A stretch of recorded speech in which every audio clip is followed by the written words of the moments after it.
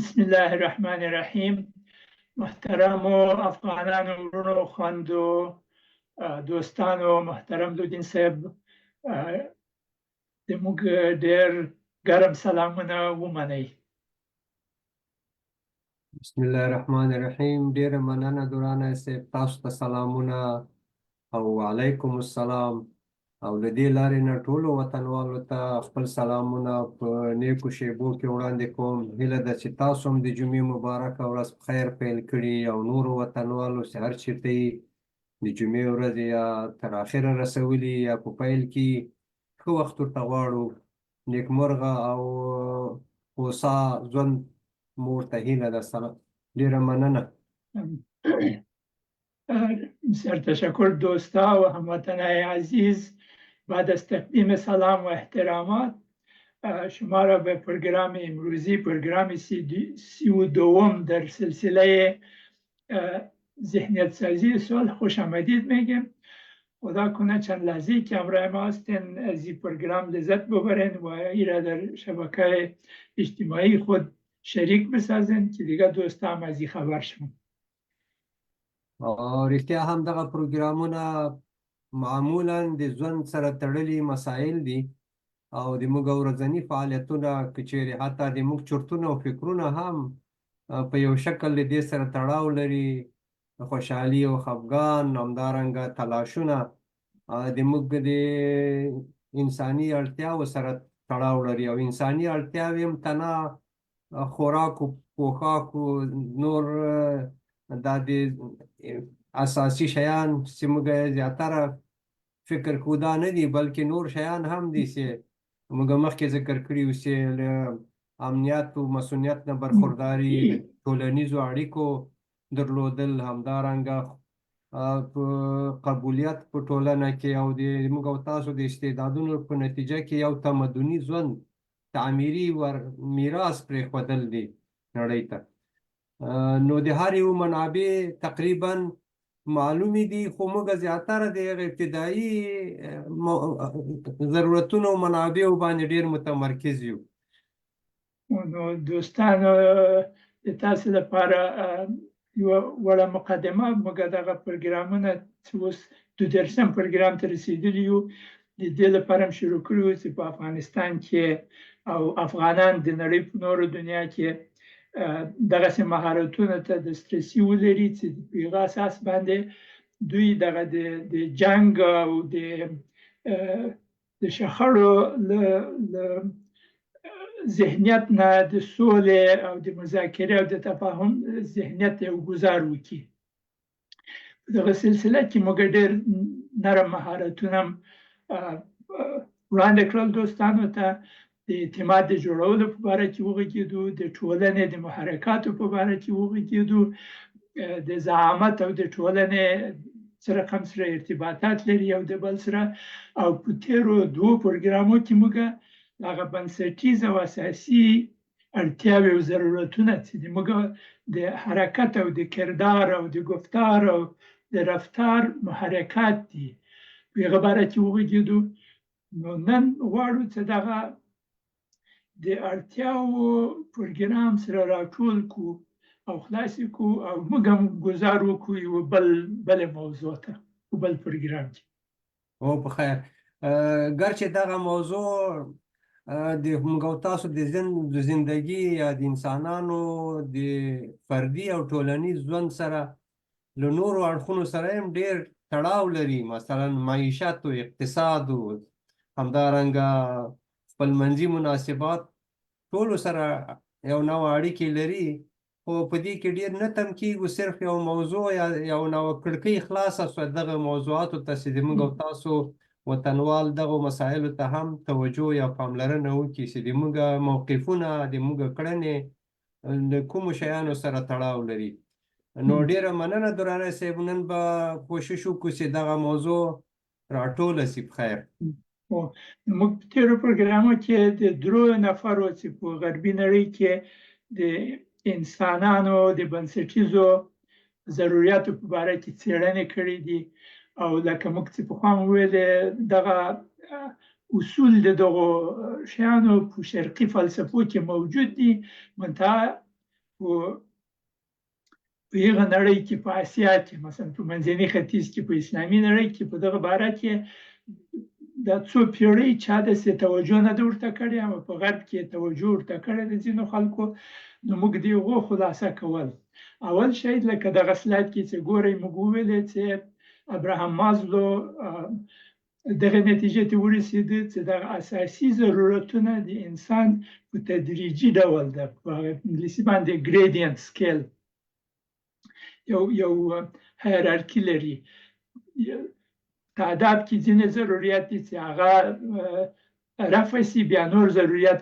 ظهور کوي چې هغه رفع سي بیا نور ظهور کوي چې هغه رفع سي بیا نور ظهور کوي په دغه اساس باندې دغه ضرورت وو چې اول هغه ډېر اساسي او هغه بنسټي ضرورت چې د طبیعي او بدني ضرورت وو موږ په دې باره کې ډېرې خبرې وکړې یا بعد هغه نه چې هغه رفع سي حفاظت او سلامتیا او امنیت و هغه چې رفع سي بیا هغه تعلقي او عاطفي او مینه‌ییز ضرورت و چې هغه رفع سي بیا د نوم او د عزت او د شهرت ضرورت را پیدا سي چې هغه رفع سي بیا د ذاتي بشپړتیا ضرورتي او چې هغه هم رفع سي بعد هغه نه د ځان وړاندې ضرورت دا هم یو ضرورت پیدا کیږي چې اوس خو د ما ټول شیان پوره شول زه اوس ټولنې ته او نورو ته څه شي کولی شم دا هم په قسم د یو ضرورت را پیدا سي موږ په دغه باره کې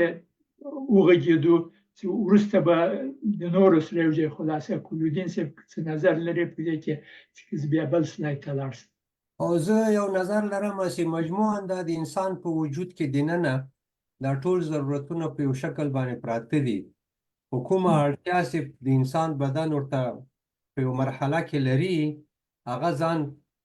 راوړاندې کوي ځکه د انسان وجود د خپلو اړتیاو دپاره په اوله مرحله کې همدا طبیعي ضرورتونه دي ځکه د طبیعي ضرورتونو د چوکاټ په منځ کې نور ضرورتونه تشکل لري یعنی نور شیان شته یو مجموعه یا کمپلیکس شته ده هغه شی چې هغه ته اول ضرورت هغه پاس راځي او بله خبره دا ده چې دا ضرورتونه بیخي یو د بل نه بیل نه دي بلکې دا ضرورتونه په یو بل سره تاثیر او متقابل تاثیر هم لري که چیرې موږ ووایو چې ځان وړاندې ضرورتونه چې په د هرم په پاسنۍ برخه کې موجود دي هلته چې ورسیږي دا لاندې ضرورتونه به نه وي بلکې په یو ځای توګه دا لاندې ضرورتونه شته اما هغه رفع سوي دي یعنې هغه کې ډېر د انسان هغه پام او سوچ او تمرکز مسله ده چې په کومو شیانو د انسان سوچ او فکر په کومو شیانو اول ډېر متمرکز کیږي اول هغه شی چې هغه ته ډېر ضرورت ده ځکه د انسان فکرونه چې شاته له هیجاناتو هغه محرکاتو سره ډېر تړاو لري هغه هر فکر غواړي چې ځان ته توجه یا پاملرنه جلب کړي نو ځینې خلک یا ځینې ټولنې په دوامداره توګه باندې په دا لاندې د طبیعي یا بدني ضرورتونو په منځ کې ټول عمر تېرېږي د محتاجي په ساحه کې یا په همغه ساحه کې که چیرې ټولنه په عام ډول موجوده وي ځینې خلک داسې خلک شته چې ممکن د نوم او د عزت ضرورت په لټه کې داسې یو حالت ته رسېدلي یا همدارنګه د تعلق او مینې ضرورت یو طبیعي ضرورت دی یو عاطفي ضرورت دی چې په ټولنه کې دا موجود ده که چیرې طبیعي او بدني ضرورتونه دا له دې تعلقي او د مینې ضرورتونو سره یو ځای شي امکان لري دا دواړه یو بل سپورټ او حمایت کړي رښتیا لودین صاحب زموږ یو ډېر پخوانی دوست چې یو څه موده لسې غایب و بریالی سهران سلامونه یې وړاندې کړي بیا را پیدا شوی نو ډېره مننه سهران صاحب خدای دې وکړي چې روغ او جوړ واوسې او ډېر خوشحاله یو چې بیا راغلی او زموږ پروګرامو ته غوږ نیسي زه هم ورته سلامونه او نیکې هیلې رښتیا هم ډېره موده اوسو خدای وکړي چې خیرت یې او وقت په خیر یې خوشحاله یو چې بیا دې موږ سره ده دیگه دوستا بعد از ابراهام مازلو ما درباره تونی رابینز گپ زدیم که تونی رابینز هم گفته که امی ضرورتای انسان او به قسم تدریجی نگفتم، ما گفتم این 6 ضرورت اساسی انسان است که اگر این ضرورت ها برآورده نشه انسان حتی از ارزشای خود سر ارزشای خود پای میگذاره، سر عقاید مذهبی و دینی خود پای میگذاره تا که اونا را برآورده بسازه. این قدر قوی است. او یغه ویلي دي چې یو ضرورت پیغه کې دا ده چې یو انسان باید د خپل ژوند په ځینو اړخو کې اطمینان او یقین ولري چې دا شی سته او دا کیږي او دغسې به وسي. بل دا ده چې ژوند کې یو بدلون او تنوع منځته موجود وي، یعنی په هر شي باندې سړی پوه نه وي، نه پوهېږي چې دغه کار څنګه کیږي. یو تنوع، یو بدلون، یو شک په ژوند کې موجود وي چې یو هیجان او احساسات تولیدوي. او بل دا چې وغواړي چې دی خلک دی قبول کړي، تعلق ولري، مینه او منلتیا ولري، خلکو منلی وي چې دا د موږ په ډله کې شامل ده. He is one of us. وپوهېدې connection, love هغه چې ورته د نورو سره وصل ده. چې بل ضرورت دا ده چې د احساس د دې وکړي، د انسان د دې احساس وکړي چې د نورو نه فرق لري، اهمیت لري، امتیاز او ویژګي او یو خاص خصوصیات لري چې نور هیڅوک یې نه لري. دا یو ضرورت ده ورته. بعد هغه نه ذاتي وده ده او ذاتي وده هم چې ترسره سي بیا نو د ځان نه وړاندې مرسته د نورو سره contribution beyond yourself څه رقم سره کیږي. نو دغه شپږ ضرورتونه توني رابنز هم ویلي چې تر ډېرې اندازې پورې د ابراهام مازلو سره ارتباط لري چې بیا موږ به ټول د یو د بل سره مقایسه کړو. منتها دغه د حافظې د تازه کولو لپاره په دې باندې موږ په تېر پروګرام کې وغږېدو. او بل نفر چې و هغه سټیون هارکوي ده. سټیون هارکوي هغه خلاصه کړې چې اصلا 4 ضرورتونه لري چې طبیعي دي. انسان غواړي چې د ژوند ضرورت یې برآورده سي، چې د لوږې او د تندې او د خوراک او پوشاک او دغه شیان ورته عاطفي ضرورت د دوی ترسره سي، رفع سي، د ودې او د زده کړې ضرورت یې رفع سي، او د وراثت ضرورت لري. دغه په انګلیسي باندې کوم the need to live, to love, to learn and to leave a legacy. دغه 4 ضرورتونه خلاصه کړي دي. نو نن به موږ داسې وکړو لودین صاحب چې دغه 3 واړه به مقایسه کړو چې په دغه سکیل کې یو د بل سره څه ارتباط لري، او بیا به ځینې مثالونه راوړو په ژوند کې چې خلک نور هم پرې پوه شي چې دا په څه رقم سره په قسم د انګیزې او په قسم د یو محرک باندې د موږ رفتار او کردار او اعمال تاثیر لاندې راولي. او یو خبره به زه که چیرې دوستان او تاسو په اجازم دا د حیات یا د ژوند او د ژوندیو موجوداتو خصوصیتونه او رفتارونه که چیرې سړی مطالعه کړي، زما مسلک بیولوژي ده، نو ټول ژوندي موجودات په یو شکل باندې یو څه رفتارونه او کړنې ترسره کوي تر څو خپلو اړتیاوو ته ورسیږي، او یا د محیط سره په تعاملاتو کې یو شمېر رفتارونه ښیي. د رڼا مقابل کې، د ځمکې د جاذبې مقابل کې، د تیارې مقابل کې، یا مثلا د آب و هوا مقابل کې، همدارنګه د اوبو، خوړو او د تهدیداتو مقابل کې، د دې دپاره چې ژوند خوندي سي عمومي ډول باندې، او هغه خپل رشد و نمو چې د ده په وجود کې دننه هغه خصوصیات الله تعالی ورکړي هغه مکمل انکشاف ته ورسیږي یا ثمر ته ورسیږي. نباتات هم همداسې خصوصیات لري په یو مستوا کې. ټول حیوانات له ډېرو ابتدایي حیواناتو نه نیولې حتی بکتریا او ویروس هم یو نوع خصوصیت لري، یو د تحرک او انګیزه ته یاده کړله چې د عواملو مقابل کې، او همیشه کوشش دا ده چې د دوی هغه میراث په یو شکل باندې چې هغه د ژوند د انتقال ده او نورو ته دا یو خصوصیت عمومي او طبیعي ده داسې انسانان په دې ټولو موجوداتو کې د همداسې خصوصیاتو څښتن دي، خو په سره له دې نه د حریت او انتخاب او یو نوع تحلیل او تجزیه توان او وړتیا هم لري. یوه خبره به بله هم ورته علاوه کړم چې انسانان د دې توان لري چې د خپلو استعدادونو له لارې نه دوی وکولی شي د خپلو ضروریاتو لپاره منابع ولټوي، یو د بل مرسته وکړي. او مهم هم دا ده چې هغه څلور نعمتونه چې موږ په هغه باره کې غږېدلي وو چې هغه آګاهي ده، ځانپوهنه ده، هغه تصور او خلاقیت ده، هغه آزاده اراده ده، وجدان ده. که د دغو استعدادونو استفاده وشي، کېدای شي د خپلو ضرورتو د رفع کولو لپاره د خیر له لارې نه دوی عمل وکړي. اما که چېرته وجدان یې بیخي تړلی وي، نو د دې لپاره چې هغه ضرورتونه رفع شي، حتی د غلطې لارې نه هم دوی عمل کوي تر څو چې هغه رفع شي. او بله خبره دا ده چې هغه تاسو یادوري وکړه چې داسې فاکولټو یا داسې استعدادونو باندې مجهز ده چې تاسو یادونه وکړه. بله خبره دا ده چې د دغو استعدادونو په کارولو سره داسې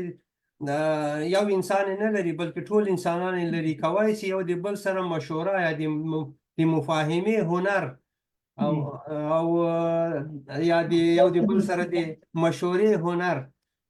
دا استعداد هم لري چې په دې سره کولی شي چې د خپلو ضروریاتو ته د رسېدو دپاره لارې چارې پیدا کړي. دا هم غوښتل چې لږ علاوه کړو چې د دې لپاره چې خلک په دې کې رابند نه شي، بلکې د اوسنی تحولات یا مدنیت یا هغه تعمیري اړخې کې چیرې د انسانانو وګورو، دنیا کې د همدغو ضروریاتو د تحرک په نتیجه کې تحول منځته راځي او نوي نوي شیان رامنځته کېږي.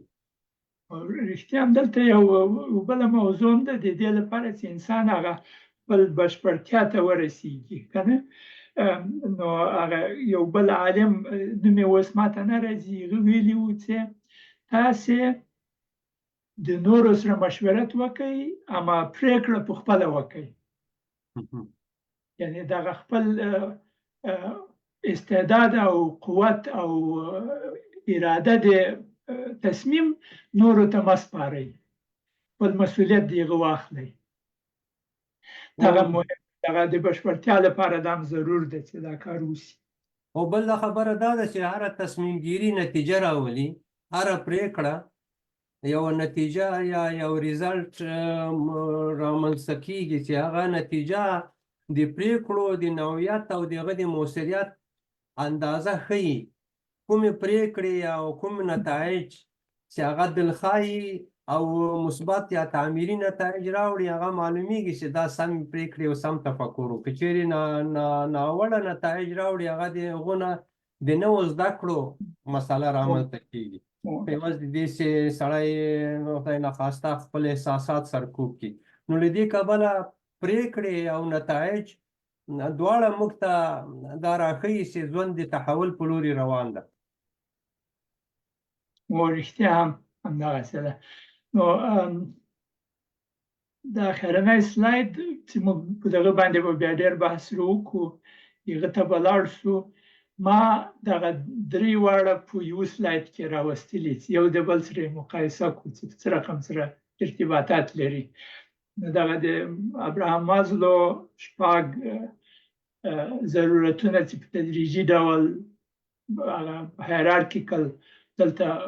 موجود دي، هغه مې ولیکل. د هغه له څنګ مې د توني رابن ولیکل، او بیا هغه څلور ضرورتونه د سټیون کوي. د ما کتاب هغه د زعامت مقام، په هغه کې ما دغسې یو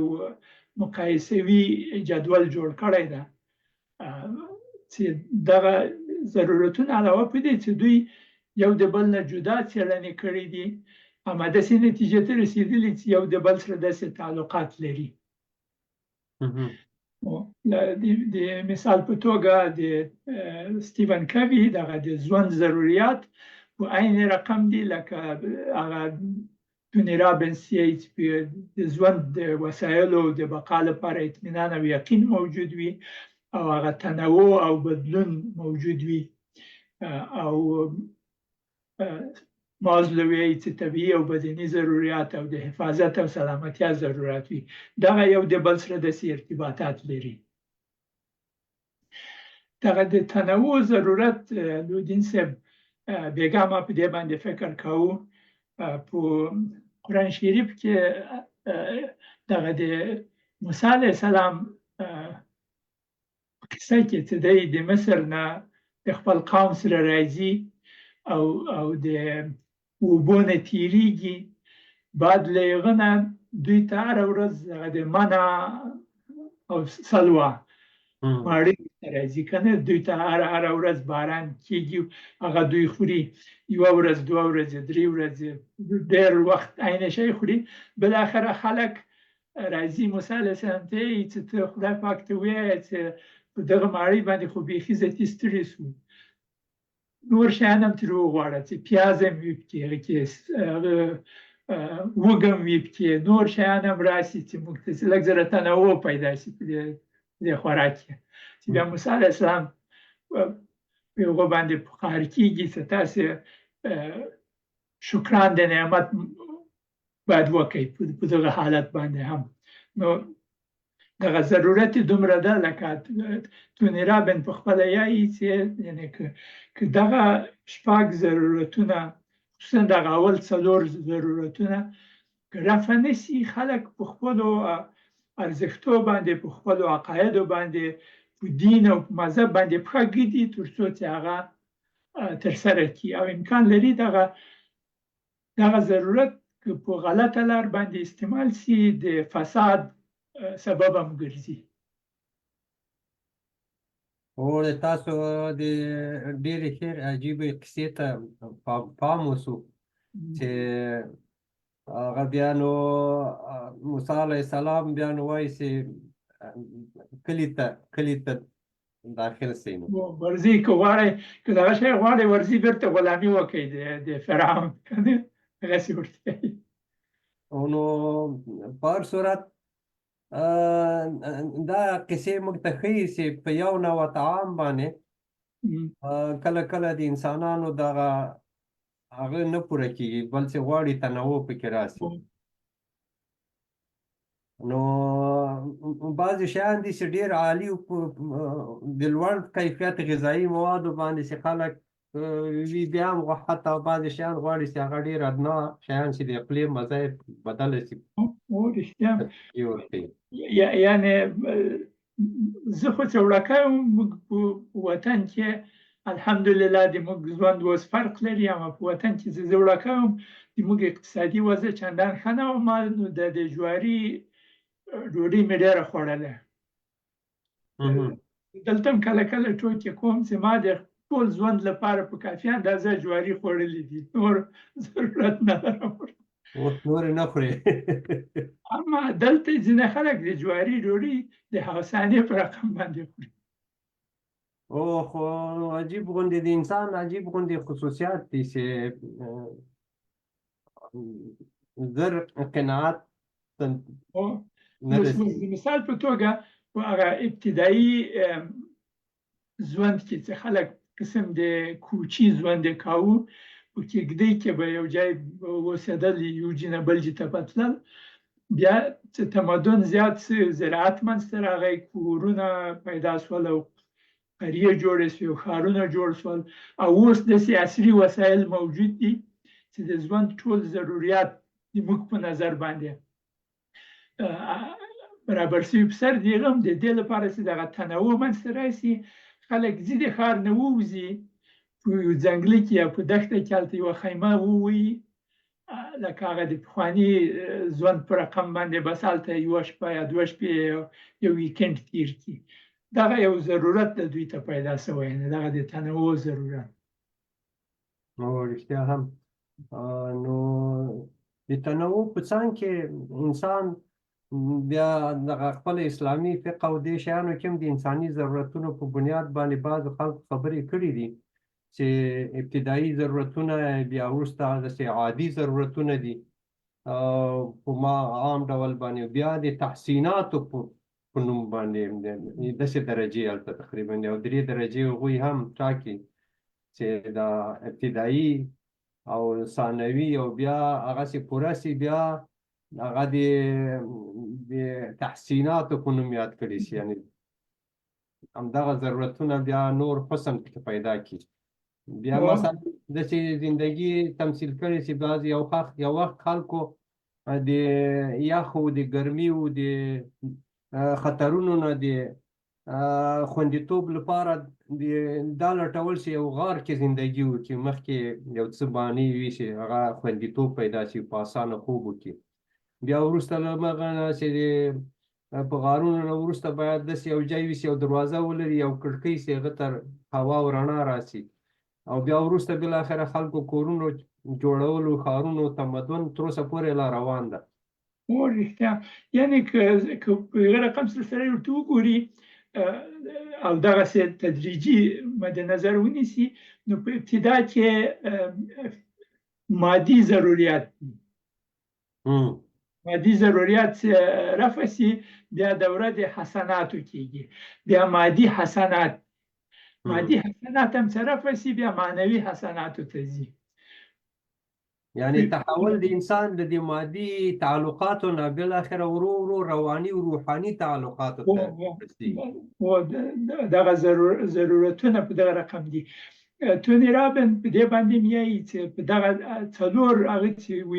یقین اطمینان تنوع او بدلون تعلق او مینه او تمیز او اهمیت هر عمل چې انسان کوي که ښه یې که بدي که په دغو څلورو ضرورتو کې په عمومي ډول همیشه اقلا 3 ضرورتونه رفع سي هغه عمل معتادي کېږي ادکټیو یایي حتی دغه خلک چې مثلا مثالونه راوړي خلک چې شراب خوري دغو څلورو کې اقلا 3 ضرورتونه رفع کېږي البته ضرر هم ورته لري هم ګناه ده هم جسمي او هم معنوي ضرر ورته پیدا کېږي سر د هغه هم دوی کوي ځکه هغه اقلا 3 ضرورتونه یې رفع کېږي او یا داسې هغه بعضې ضرورتونه چې هغه ته رسیدګي نشي کولی د هغه نه د یو نوع نیشې په حالت کې د هغه نه د خلاصون احساس دی په دې معنا چې دغسې خلک چې روږديتوب یا عمل ته لاس اچي هغه د بعضې ضرورتونو نه په یو نوع بېحسي کې د ګریز لپاره ده یعنې د ګریز یا اشباع کاذب چې هغه دنیا کې دوی چې دغه یو کاذب تصوري حالت چې دی له هغه نه یو نوع د هغه درد او د تکلیف او د انګیزې نه د خلاصون لپاره داسې یو بنیاد هم ښیي ځکه هر اډکشن یا هر هغه شی چې خلک مخدراتو ته مخه کوي کله کله د یو شمېر ضرورتونو ته د نه رسیدګي په صورت کې چې ځان ته یو نوع خلاصون کاذب خلاصون ورکړي هغه دغو شیانو ته پناه وړي ځان ته یوه لار پیدا کړي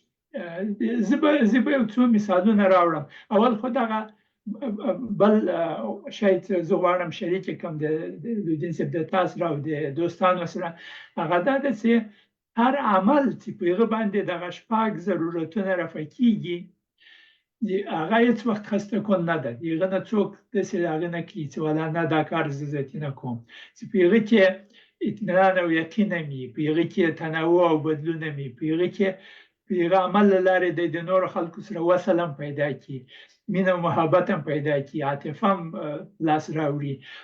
د نورو سره هغه ویژګي او اهمیت هم دوی ته هغه سي وده هم وکړي او د نورو خدمت هم وکړي په عین وخت کې دغسې یو عمل هېڅ انسان د احساس د خستګي نه کړي دا عمل به یې که نه په دغه رقم باندې زه غواړم یو مثال لودین صاحب مطرح کړم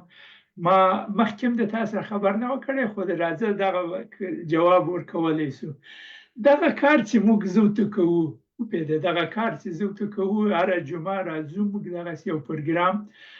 وړاندې کوو په دې کې که دغه تحلیل کو دغه شپږ ضرورتونه چې دلته دي په څه رقم موږ د دغه عمل له لارې نه دغه ضرورتونه رفع کوو یوه حصه د دغه ضرورتو رفع کیږي په دې باندې بحث وکړو زه فکر کوم دوستان به ښه پرې خبر سي او بیا دوی کولی سي چې دوی خپل اعمال هم په دغه رقم سره تحلیل کړي او دا د ښه پوښتنه وکړه یعنې که چیرې د خپلو کړنو ته توجه وکړو چې هغه رفتارونه او کړنې چې انسانان یې ترسره کوي په مختلفو حالاتو کې مثلا موږ او تاسو ما او تا د جمعې په ورځ باندې یا د جمعې له ورځې نه مخکې د دغه پروګرام لپاره موږ غواړو اعلان وکړو او بیا دا پروګرام او محتویات یې ځکه ډېر پروګرامونه روان دي په دنیا کې ډېر افغانان هم لګیا دي اما داسې موږ دغه خاص مسایلو باندې خبرې کوو په سیاست خبرې نه کوو په ډېرو شیانو خبرې نه کوو بلکې د انسانانو په اصلي مسایلو باندې چې د دوی د زندگی په بنیاد کې پراته دي په دې خبرې کوو نو دا ولې کوو کوم محرکات د موږ د دغه کار شاته پراته دي اول خو زه به خپل هغه درته ووایم چې د ما لپاره څه رقم دي دا کار چې زه کوم اول خو ماته اطمینان حاصلیږي چې زه خپل استعداد ښه لار باندې استعمالوم هغه استعداد چې خدای راکړی هغه وسایل چې خدای پاک ماته پیدا کړي و هغه محیط چې ماته پیدا کړی و چې زه دغو شیانو سره اشنایي پیدا کړم اطمینان او یقین راځي چې زه دا استعمالوم او هر پروګرام د یو د بل نه فرق هم لري نو هغه بدلون او تنوع هم پکې راځي د موږ پروګرام د تېرې هفتې یو شی و نن بل شی د مخکې بل شی و پروسه کالم په نورو موضوعاتو خبرې کول بل کالم په نورو موضوعاتو خبرې کول یعنې موږ د درې نیم کاله په دغه باندې اخته یو چې دا کارونه کوو د دغه پروګرام له لارې نه د نورو خلکو سره موږ اړیکې موصل کړي یو تعداد دوستان دي موږ پروګرام همیشه اوري او موږ تشویق کوي او تقدیروي نو هغه ضرورت هم لاس راځي په عین وخت کې دغه پروګرام د نورو پروګرامونو فرق هم لري لکه تا چې اشاره ورته وکړله نور پروګرامونو کې اکثره سیاسي موضوعات دي اکثره یو په بل باندې انتقادونه کیږي او کنځاوې کیږي دغه پروګرام موږ له هغو نه داسې ممیز ساتلی ده دغه شیان په دغه پروګرام کې نشته په عین وخت کې هر پروګرام ته چې زه ورته تیاری نیسو نوي شیان زده کوو یعنې وده هم کوو او دغه شیان چې موږ زده کړي او زده کوو د نورو سره شریکوو دا هغه د ځانه د وړاندې مرسته د نورو دپاره د خدمت لاره هم ده نو دغه شپږ واړه شیان زه فکر کوم په دغه پروګرام باندې رفع کیږي او ځکه داسې احساس زه نه کوم چې دا پروګرام به خلاص کوو درو همدغسې دوام به ورکوو دغه د ما هغه ده برداشت دی دغه پروګرام برداشت ما تقریبا مشابه به شما است اما ما به یک عمق دیگه یا به یک دید دیگه به میبینم که ما مثلا همی یک حس همکاری کردن بین دو نفر اگر باشه میشه که بسیار چیزای خوبی را به دنیا عرضه کنه اگر هدفش خیرخواهی باشه و ما میفهمم که اصلا هدف وجودی انسان در روی زمین با اختیارات وسیعی که بریازی از طرف خداوند کریم داده شده اصلا هدف زندگی انسان چی است یکی دومی که انسان از مراحل مختلفی میگذره بالاخره به سوی رشد و کمال میره یک به شکل فطری و ذاتا کمال انسان چی وقت به یک شکلی از اشکال به سوی تکمیل میرسه از طریق خدمتگزاری که آخرین موضوع را که در بالا قرار داره که ما چگونه میتونیم که یک پروگرام یا یک کار تعمیری که نه تنها سبب تعمیر ما شود بلکه سبب تعمیر و یک نوع ایجاد یک تمدن جدید شود از لحاظ مسئولیت انسانی و با سابقه که ما و شما داریم که وطن ما و شما مردم ما و شما است توسط منازعات بسیار نادرست و ناروا و به اصطلاح تحمیلی با اشکال مختلف زیان دیده، ملک ما تخریب شده. ضرورت به این است که ما به یوازی سیاست بازی ها که معمولا ناکام بوده و نتایج خوبی را نداشته چیزی را عرضه کنیم که او سبب یک نوآوری ذهنی و فکری شود و با بنیادهای علم و ساینس و تکنولوژی. اینطوری که ما چیزایی را بگوییم که هوایی باشه، بلکه مستند با اصول فطری و خواسته های انسانی به سوی کمال باشه. هدف ما است که هم ما رشد کنیم، هم در جامعه خود بتانیم که یک چیزی را عرضه کنیم که سبب رشد اجتماعی شود. و یکی دومی که ما یک نوع مثال یا نمونه را عرضه کنیم. مثلا 2 نفر هم اگر در راه خیرخواهی با هم تعاون دوامدار بسازه، این نتایج خوبی را میده. مثلا ما خودت چیزی را به یک دیگه خود به اصطلاح چیزای مادی را نمیتیم، نه تو به ما معاش میتی نه ما با خودت چیزی را عرضه میکنم. مثل که یکی از دوستای ما در تورنتو 1-3 سال پیش گفته بود که شما از کجا معاش میگیرین و چی پروژه دارین و چه پول میگیرین، در حالی که برای از او ممکن ثابت شده باشه که حال ما نه پول میگیریم نه کدام معاش میگیریم نه از طریق کسی توظیف و ماموریت داریم، بلکه این ماموریت وجدانی و ایمانی ماست که چگونه ما میتونیم به مردم خود و به خود خدمت کنیم و امو ضروریاتی که در درون وجود ما و شما چطور به سکون برسه یا به اصطلاح مطمئن شوه و او عبارت از خدمت گذاری است. لکه چې تاسو ویلي چې آخرین ضرورت دی موږ هم ستا موږ هم انسانان یو، موږ هم غواړو چې یو میراث پرېږدو یو کار، موږ هم غواړو چې یو د بشپړتیا په لور لاړ شو، موږ هم غواړو چې یو ایثار او فداکاري وکړو. څه شي چې زده کړي، مثلا تا هم کلونه درس و تعلیم کړی، ما هم کړی، نور افغانان هم کړی، اما بعضې خلک په یو شي کې مصروف دي، خپل وخت او قوتونه په یو شي کې مصرفوي او بعضې خلک په بل شي کې مصرفوي. ما او تا د دغه لاره کې مصرفوو. دغه لاره او دغه لاره نه، مثلا دغه د لیګسي باره کې چې وایو، د زه فکر کوم یو سبب چې موږ د افغانستان پیس چینل جوړ کړی ده او دغه پروګرامونه هلته کې اچوو،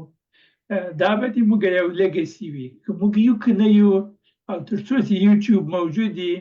افغانان کولی شي هلته لاړ شي او دغه پروګرام دا ټول درسونه چې هلته پکې دي، دغه پروګرامونه هلته یې وګوري او د هغو نه ګټه واخلي، د نورو سره یې شریک کړي.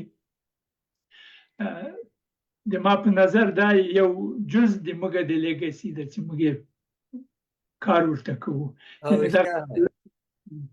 رښتیا ده، دا خبره موږ به نه یو، دا به په هر صورت. زه یو شی اضافه کوم، درانه صاحب، ما د مطالعې ساحه د شخړو، اختلافاتو او د سولې او د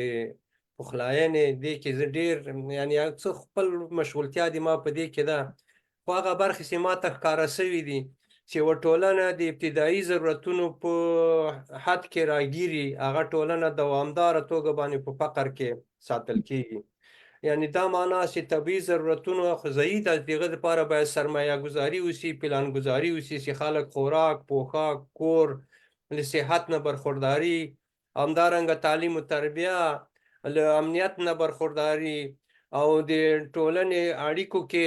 یو د بل سره روابط، همدارنګه سهامګیري یا برخه اخیستنه، د هر چا د هویت د نوم و عزت و درناوي مسله، د ځاني بشپړتیا مسله، دا هغه مهم اصول دي. خو زه په دې باور یم چې که موږ غواړو چې ځمکې آبادې کړو تر څو خواړه لاسته راسي، که نه، خو موږ څنګه د امنیت په ساحه کې هم باید یو څه کار وکړو چې موږ له امن نه خوندیتوب رامنځته شي. هغه منابع چې د امنیت لپاره دي څه شی دي، هغه که چیرې پرېمانه شي، یا مثلا یو د بل سره د مینې او د محبت زندگی کول، دا په دکان کې نه خرڅېږي، دا په پټیو په دې شیانو کې نه دي، هغه خپل منابع لري. که موږ په دې پوه شو چې د مینې د محبت یو د بل سره د همکاري همدري منابع هغه د انسانانو په ځانو کې دي، هغه د انسان په فطرت کې دي، د انسان هغه فطري خویونه دا غواړي او منابع هم دننه دي، هغه څنګه راپسې رسي. نو له دې کبله د دې ټولو په بنیاد کې سالمه تعلیم و تربیه او په تعلیم و تربیه کې هغه محتویات چې انسان ته ژوند کول وروښيي. موږ او تاسو په ملک کې زیاتره شیان د موږ او تاسو د ټولنې د عملي کړنو نه زده کیږي ماشومان، جګړې نه جګړه زده کیږي غیر مستقیم، له قار نه قار زده کیږي، له زور نه زور زده کیږي. خو د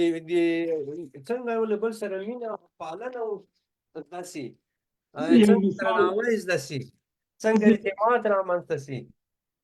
زه به یو مثال راوړم. دغه دوستان دغه پیاله ویني کنه، دغه پیاله ویني که د ما لاس څوک وښوروي په دې پیاله کې څه شی شته، یو شی شته پکې. که څوک د ما لاس په اهتزاز راولي او دا پیاله دومره شور وخوري چې هغه شی په منځ کې دغه ته توی سي. نو دغه قهر، غصه، دغه ذهنیت په ذهن کې څه شي دي، د هیجان او د اهتزاز په اساس باندې راوځي چې بیا په یو عمل، په کردار او په رفتار باندې تبدیلیږي کنه. نو که چېرته هغه رفتار او کردار غلط وي، معنی دا ده چې په ذهن کې هغه شی چې موجود و غلط ده. او رښتیا دا خبره دا ده چې موږ څنګه کولی شو چې هغه څه شي ته چې ضرورت لرو د هغه لپاره منابع ولټوو کنه. ما مخکې ویلې چې د خوراک لپاره ضرورت لرو، موږ ته د هغه منابع لټوو، د هغه سره یوځای کوو عناصر تر څو هغه رافسي. خو د امنیت لپاره یا مثلا د خودکفایي لپاره کوم شیان ضرور دي، کوم اجتماعي او کوم د عادي طبیعي او کوم رواني، یا مثلا د فلاح او سلام په ساحه کې زیاتره رواني مسایل دي، زیاتره روحاني مسایل دي چې که چیرې ټولو ته خپل خپل منابع ورکو نو انسان په متعادله توګه رشد کوي، ټولنې په متعادله توګه رشد کوي. په هره ساحه کې هم ته روحاني او رواني بولې، زه معنوي بولم، خو عین شی ده، هدف هم عین شی ده. د ما په نظر باندې هم مادي ضرورت موجود دي او هم معنوي ضرورت دي، او د هغو لپاره وسایل پیدا شي. د مثال په توګه په یو کلي کې کنه دغه د مینې او د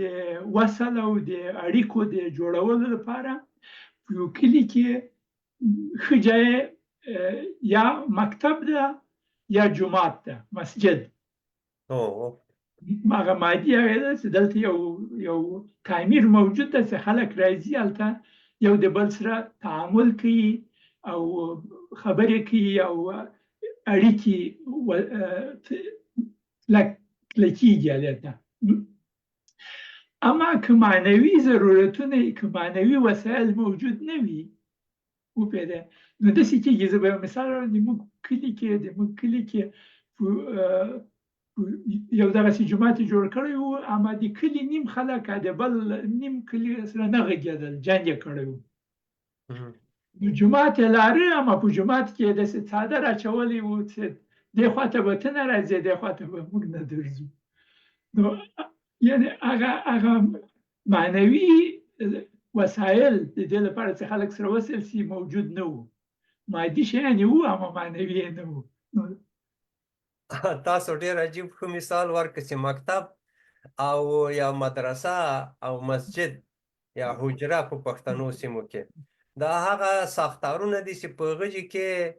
باید داسې محتویاتو باندې بحث وشي چې دغه ضرورتونه په انساني بڼه باندې په مادي توګه باندې پوره سي، نه داسې چې مکتب هم د جګړې او د اختلاف او د تشنج په مسایلو کې اخته سي، حجره کې هم جګړه وسي، چې باندې خلک بیا پرې راوځي، یا بالاخره په مسجد کې هم داسې. نو د مسجدونو کردار هغه څوک چې هلته رول لري چې هلته د انسانانو په کومو برخو تمرکز وسي، د مکتب او د حجرې، همدارنګه کور، دغه په سیاسي ډګرونو کې پارلمان یا شورا یا دغه ځایونه هغه ځایونه دي چې انسانیت هلته د کمال په لوري باندې، د تعاون همدلي په لوري باندې څنګه وکولی شي چې انسانان په هغه ځای کې کمال ته ورسیږي. یعنې دغه معنوي وسایل یوه وسیله چې خلک استعمالوي د مبارزې ده کنه، دغه ذهن د مبارزې. او دغه ذهن موجود و چې په افغانستان کې شورا په عوض د دې چې خلک یو د بل سره شورا وکړي په معرکه باندې تبدیل کړی و. د معرکې ځای و چې څخه بوتل په یو باندې وسړي او چوکۍ وار وکړي او په بل باندې. خو بس دغه خبره دا ده چې هر سمت چې د صنف وړ خلک راځي شورا هم سي اهل د شورا راسي کنه داسې نه یي چې په یو صنف کې د ما مسلک معلومي ده رقم خلک کېني د تفاوت سینی موجودي تعلیمي موجودي هیجاني موجودي ګډ وډ هغه ته به څنګه یو موضوع تشریح سي یو بل هغه موضوع چې خلک پې خبرې کوي هغه څنګه د دوی سره وړتیا ولري نو اصلاحاتو ته ضرورت ده چې هم مسجد او هغه محتویات چې په مسجد کې انسان لمونځ کوي یا درس وایي تعلیم کوي چې هغه د انسان په سلوک او په روش باندې مثبت بدلون او مثبت اغیزې وکړي همدارنګه په تاسو د مکتب خبره وکړه مکتبونه داسې سي نو سبب د دې کېږي چې انشاءالله یو تحول به راسي او دغه ضرورتونه متاسفانه دغه د ما او تا د خپلې مطالعې په نتیجه کې دغه شیان راوړو داسې د هر انسان په هره سطح کې که رئیس جمهور ده پاچا ده هم په دغو شیانو کې ده له دغو نه ده خلاص او که چېرې یو عادي انسان ده په کېږدۍ کې زندګي کې هغه هم په دغو شیانو سره تړلی ده دغه مسایل نه ویل کېږي یا نه دي لوستل سوي نه په مکتب کې لوستل کېږي نه په مدرسه کې نه په جومات کې او نه په اما دغه محرکات دي چې په مسجد کې جګړه کېږي یا په مکتب کې جګړه کېږي یا د جګړه ییز خویونه په کلي کې زندګي کې جګړه کېږي په اوبو باندې جګړه کېږي په مقام جګړه کېږي در حال چې شاته یا بیخ کې دغه شیان دي نو یوه ښه وسیله عموما داسې ده یوه ښه وسیله د دې لپاره چې په ښه وسیله باندې دغه ضرورت هغه سي یو بل ته دغه تعاون ته یاد کومک او همکاري وکړي یو د بل په اوږو باندې ودرېږي تر هغه عالي درجې پورې ځانونه ورسي یوه یې دا لار ده بله لاره دا ده چې په منفي لارو باندې یو نفر چې یو مقام ته رسېږي ته له پښو نه راکش کړه او یې غورځوه چې ونه رسېږي څه موده مخکې یو افغاني جنرال مارشال و اصلا یو افغاني مارشال غږېده بېګا ما چې دغه ضرورتونه مطالعه کول د هغه خبرې ما ته راپه زړه شوې په ټیک ټاک کې و که چېرته چا چې ویلي و چې هغه ویلي و چې قهرمان از مدرسه نمیآید قهرمان از مکتب نمیآید قهرمان از دکترا نمیآید قهرمان مادر میزاید چون تحصیل نه وکړی له درېیم صنف نه وړاندې نو هغه خلک چې دکترا لري او تحصیل کړی مدرسې ټول له پښو راونیول ښکته یې راواچول د دې لپاره چې ځان معرفي کړي چې زه قهرمان یم نو دغسې شیان هم موجود دي په ټولنه کې سړی باید ورته متوجه وي خو دا په خبرو کې دا په کړنو کې دا په ارتباطاتو کې دا معلومیږي اکثرا اوس په خبرې د انسان یو فعل داسې له دننه مغز نه له تصور نه راوځي د کلماتو انتخاب یا مثلا ټولنیز ارتباطاتو کې اړیکې په هغو کې رفتارونه او کړنې دا ټول د دننه ذهن او د هیجاناتو یو منظره ده چې د باندې راوځي او ټولنه من حیث کل د ټولنې وضعیت یا حالت د ټولنې د خلکو د دننه هیجاناتو همدارنګه د ضروریاتو د تنبیهاتو یا انګیزو نتیجه یا انعکاس ښیي په دې لحاظ باندې که د تحول لپاره په ټولنو کې نو په کومو ځایونو یا په کومو شیانو تمرکز وشي یا هغه څوک چې مسؤلین دي د دې دپاره چې ټولنې متحولې کړي یا رهبران یا مشران دي یا مسؤلین دي د خپلو ټولنو د ضرورتونو د هغو اړتیاو ته توجه باندې د پلان گذاري کول او هغه ته رسیدګي سبب د دې کېږي چې ټولنې متحولې شي د موږ وقت هم زیاتی پوره کیږي یک موضوع دیگر که ما میخوایم ذکر کنم که میخوایم سرازمی اصرار کنم که آخرین مرحله رفع کردن ضرورت هم آخرین ضرورتی است که برای دیگاه خدمت شود اینجا ما میخوایم یک موضوع را واضح بسازم و است که اگر ضرورت دیگه معرف شده باشه و او آخرین ضرورت است دیگه یک چیز بسیار خوب است که آدم بکنه و قابل تقدیر است اما بعضی انسان ها امکان داره که امیر وسیله بسازه برای رفع ضرورت های دیگه خود، برای از که ویژگی پیدا کنه، اهمیت پیدا کنه، ادعا میکنه که من خدمت میکنم. اما اگر ما از این نقطه نظر متوجه شویم که خدمت کردن بر جامعه هم یک ضرورت فردی است، یک ویژگی را که برای خود پیدا میکنه و هم یک ضرورت فردی است، این که دیگه مردم علایق بسته میکنه یا برقرار میکنه و هم یک ضرورت فردی است. یعنی ذاتا مستحق از این است که مردم او را مداحی کنه. مداحی برای ضرور نیست، برای اینکه او میخواد یک ضرورت خود رفع کنه.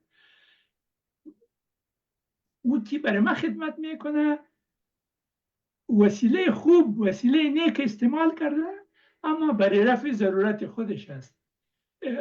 توقع زیر نداشته باشه که برای اینکه برای ما خدمت کرده ما باید او را تقدیر کنم یا احترامش کنم. شاید نظر به اما خود خصلت و اخلاق خود ما او را تقدیر بکنم، اما ای که بگه که حقش است که بعد می کار کنه، این قابل قبول نیست برای من. خب این مربوط دیگه مردم است که یک کار خوب و یک کار خیر و یک کار سعادتمند به دیگران را چطور تقدیر کنه یا تقبیح کنه. یعنی به این معنی این انسانهای دیگه مربوط به شخصیت و ذاتیت دیگه مردم است که چطور از او تقدیر میکنه یا او را تشویق میکنه یا او را به اصطلاح او را خوب میدانه. اما به شکل طبیعی یا به شکل فطری چی کارهای خوبی هر کس یعنی قابل تقدیر است. قابل تقدیر است. حداقل اگر دیگران تقدیر نکنه خودش از لحاظ مسئولیت انسانی که خودش برداشت خود داره که کارهای خوب میکنه، خودش یک نوع سکون ذاتی را پیدا میکنه که خوب مسئولیت خود همه رفع کدوم اگر دیگران خوش داره نداره. اما حقیقتا ما انسان ها به پیش خود یک مسئولیت داریم. یک کسی که ایمان به خدا داره و به آینده داره به گونه رفع مسئولیت کرده و یک کار خوبی را اجرا کرده و ایرم شکرانه خود بکشه که یک انسان قابلیت از این را پیدا میکنه که استعداد خود در راه خیر به مصرف میرسانه. خودش یک نوع خود همی شکرانه سبب از این میشه که انسان از درون به یک نوع سکون و یک سلامتی درونی و معنوی برسه. دو چیز ما میخوایم دیگه ذکر کنم. و یکی است که کسی که کار خیر میکنه برای هر سبب چی که الاعمال بنیات برای ضرورت خود برآورده میسازه یا ضرورت جامعه را، این که کار خیر میکنه دو چیز باید صورت بگیره. این وظیفه اخلاقی ماست که هم تقدیرش کنیم و هم تشویقش کنیم. اما او ادعای او حق از این نداره که از ما بخواه که این کار کنیم. وظیفه اخلاقی ماست که کار کنیم، اما او ادعای از این کردن نمیتن که من کار کردم چرا تشویق نمیکنیم، چرا تقدیر نمیکنیم. خب برای مربوط شخصیت ها هست. یعنی بعضی مردم کارهای خود به گونه میخواه که بالای دیگه مردم بار کنه یا به اصطلاح او را احسان بار کی پناه. یکی که کسی که خدا نخواسته تقدیرها را با فرمایشی میخواه و یا میخواه که دیگه مردم را از لحاظ کلتوری ما میبینیم که در بعضی جایا ولو بعضی مردم به یک اشکال مختلف قهرمان شده و ضرورت به چی دارم یک نوع اگر یک اصطلاح خوبم نیست دی چاپلوسی یا دی نوع مداحی کلتور زیاتر یو رقم په کلتور کې ډیر نهادینه ده. یعنی نهادینه مطلب می داده چې دا یو رقم جز ادبیاتو ګرځیدلی ده، یا نه تنها د ادبیاتو د رفتارونو کاذبانه یا دروغجن غوندې، ځکه چې مخامخ یو رقم او شاته بیا چندان، خصوصا د موږ او تاسو د سیاست په سطح کې دا ډیر خطرناک حد ته رسېدلی. یا څوک چې صلاحیتونه لري در حال چې صلاحیتونه د خدمت لپاره دي او دا خب دا د محتاجو ټولنو همداسې خصوصیات کلتوري دي. په هر صورت موږ به دا ډېر نه غواړو چې خدای نخواسته دې کې راګیر شو، ځکه چې دا هغه منفي برخې د زندګي دي چې ډېر خلک له دې نه متاثر سوي دي. موږ غواړو چې دا پروګرامونه د خیر او د فلاح ذریعه شي موږ ته او نورو ته.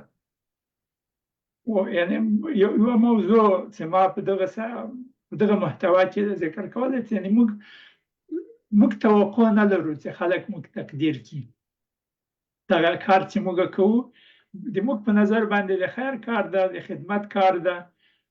په یوه ساحه کې چې موږ ویلي چې د داسې نظام لپاره چې هم عادل وي، هم معتدل وي، هم خادم وي، په دغه کې موږ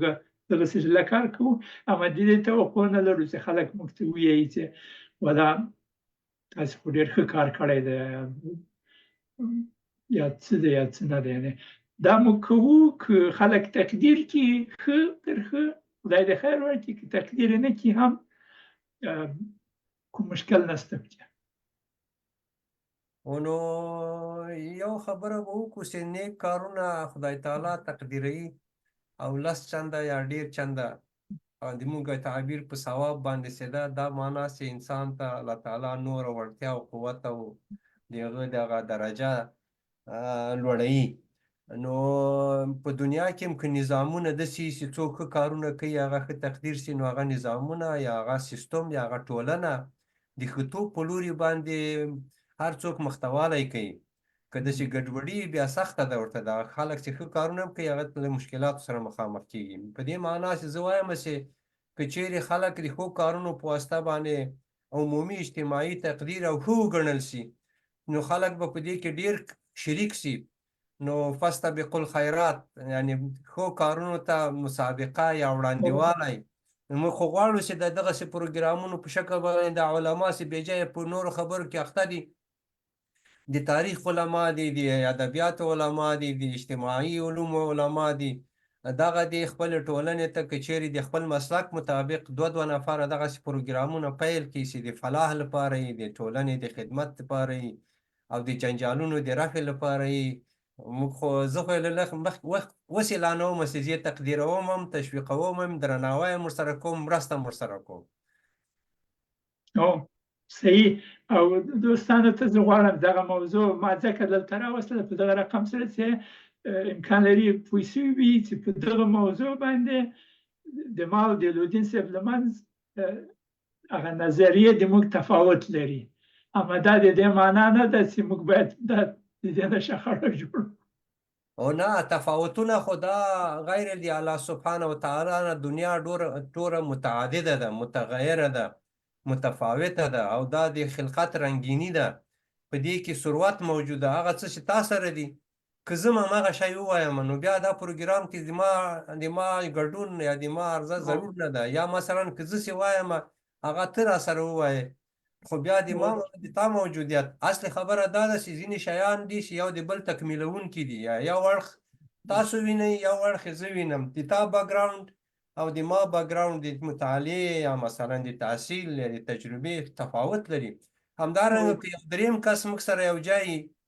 مثلا یا له خویندو نه یا له میندو نه، د هغو نظر ممکن په دې شیانو کې متفاوت وي، ډېر هغه شیان چې موږ نه وینو یا نه ګورو هغه یې ووایي. نو دې کبله تنوع، مشارکت او برخه اخیستنه په یو ټولنه کې دا ضروري ده. رښتیا هم دا یو ضرورت د تنوع موږ وویل، کنه یو ضرورت د تنوع ده دې کې راځي. نو دوستانو وخت هم پوره ده. خواهش کوو چې ځینې کارونه او کردار او اعمال چې تاسې کوئ که د دغه سلاید په محتوا کې وګورئ چې په کومه ساحه کې یاستئ او کوم ضرورت غواړئ د هغه عمل له لارې نه تاسې رفع کوئ. دا به د ځانپوهنې په لاره کې یو ډېر لوی عنصر وي. او دا مفید ده. انشاءالله د هر چا سره مرسته کوي چې خپل موقعیت وروښیي او کوم کارونه وشي چې هغه ضرورتونه د خپل ځان او د شاوخوا ماحول کې چې شي دي هغه ته رسیدګي وشي، تر څو زندگی بهتره شي او د هر ضرورت د رفع لپاره یو نوع فرحت او خوشحالي رامنځته کیږي. او هر ضرورت چې له خنډ سره مخامخ شي، له سرتنبګي، له زور وهلو نه، په عوض باندې د تفاهم او همکاري لارې پیدا کول، منابع لټول ورته پکار دي. هر چېرته چې منابع ډېرې هلته سهولتونه خپله اسانه رامنځته کېږي او ژوند اسانه کېږي. او منابع یا وده ورکول کېږي او یا خلق کېږي، یا منځته راوړي وجود نه لري، اما هغه د تصور او د خلاقیت له استعداد نه یو نوی شی ورته جوړوي، اختراع کوي د هغه لپاره، او یا هغه شیان چې موجود وي هغه ته وده ورکړي تر څو چې صحیح طریقې استعمال شي. نو دوستانو،